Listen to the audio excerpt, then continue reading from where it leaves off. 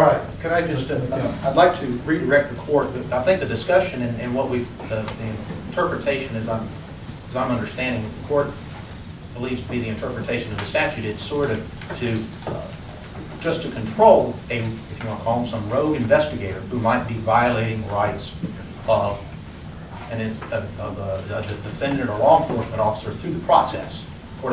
That's I think what the court. Let's just shorthand it to a bad investigator. Bad investigator. Let me read to the court just very quickly the statutory language from it's chapter 112, 534C. Says it is the responsibility of the compliance review panel, the responsibility of the compliance review panel to determine whether or not the investigator or the agency intentionally violated the requirements provided under this part.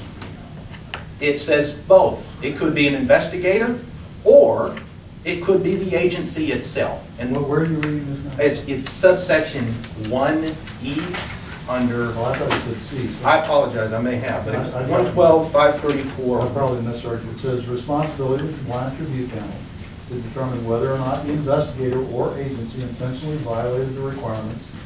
It may hear evidence, review relevant documents, and hear argument before making such a determination. However, all evidence received shall be strictly limited to the allegation under consideration and may not be related to the disciplinary charges pending against the officer. The investigative materials are considered confidential for the purposes of the compliance review hearing and determination. That's what it says, Your Honors. But you can, in the beginning, at first it lays out the responsibility of the compliance review. It may be that those issues, some of them could be raised down the road. Maybe not all of them. Well, but that doesn't.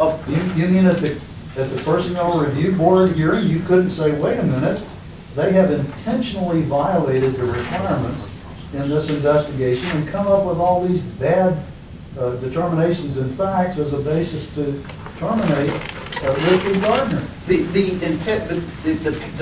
compliance, excuse me, the personnel board is a different proceeding for a different purpose. It's to determine whether the claims which are already made form the basis for dismissal.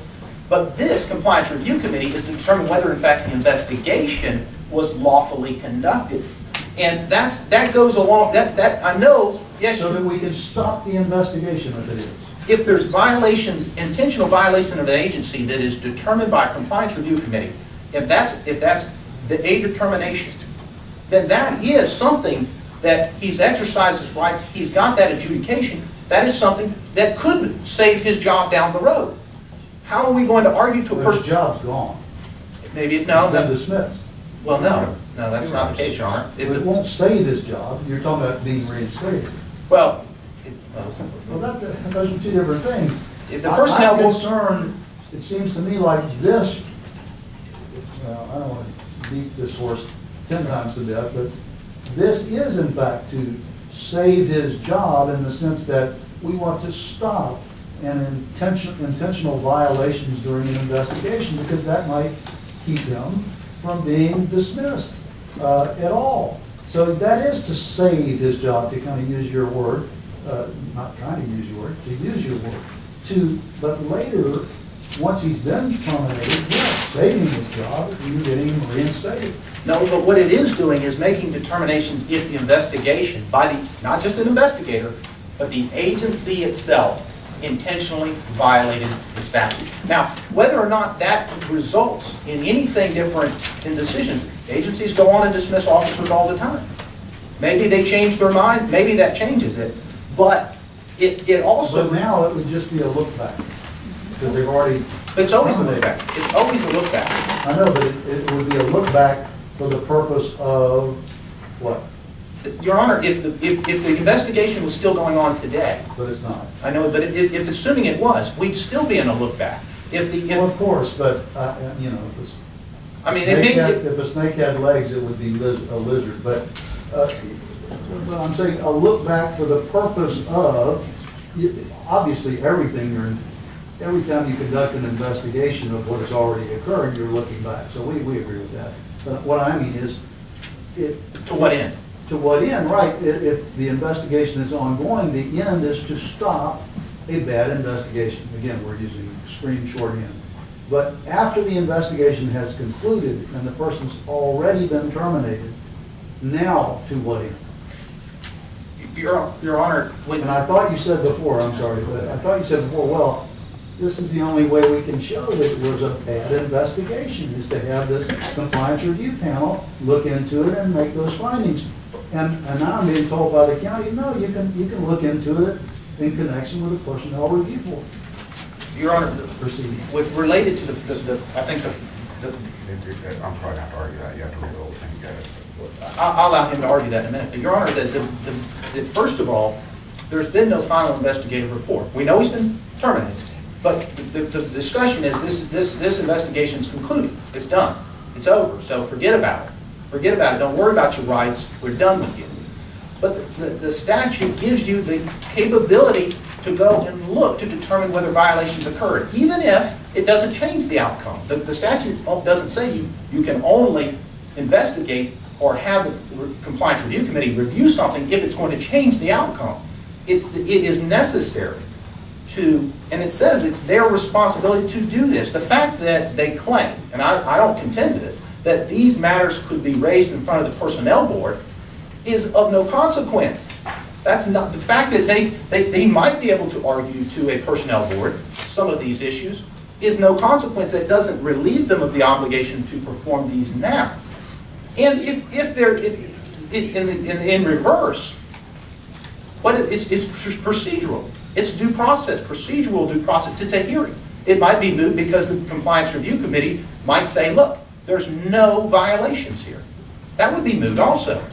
But that's a decision they have to make. It's a determination they get the opportunity and responsibility to make, not a Personnel Board. Personnel Board can't make those findings. The statute says only a Compliance Review Committee can make those findings. So, all right, anything else? Yes, Your Honor. The 2010 case. The 51 Southern 3rd 489? Yes. Do you have a copy of that? No. Do you also say, did you not have a copy? I did. Okay.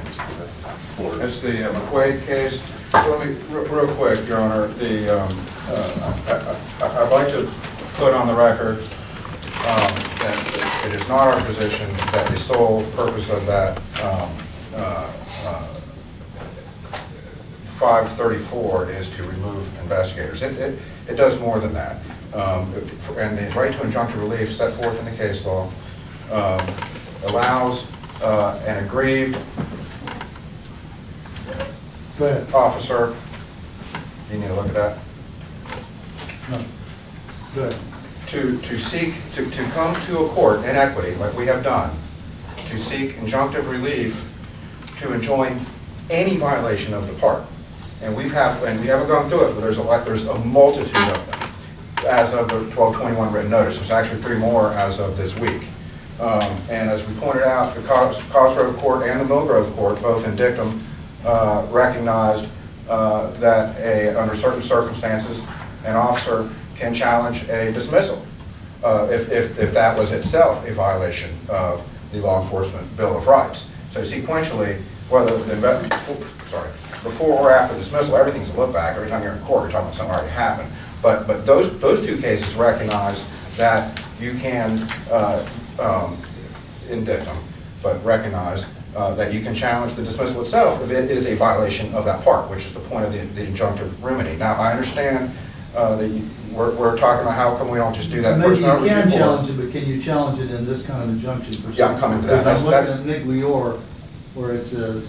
Well, that was a different case. That was a suit for damages, and then on appeal for the first time, they said, oh, wait, by the way, we want an injunction. That's not one of the circumstances you can do it at. One of what they said was that this statute does not create right to injunctive relief in the form of reinstatement after this. Well, we don't, the word reinstatement does not appear in our petition. I know, We are asking... I thought we were just referring to it. No, we want a compliance review board hearing to consider the violations, and they were required to do that. The statute says must. It says must. They had to do that by December 31st. Rather than do that, they went ahead and committed 3 more violations. Now, coming to McQuaid, and by the way, we're talking about the statute, we're parsing it like, you know, we're here in equity, Your Honor, on a request for temporary injunction to enforce a clear legal right. Now, what I'm hearing is that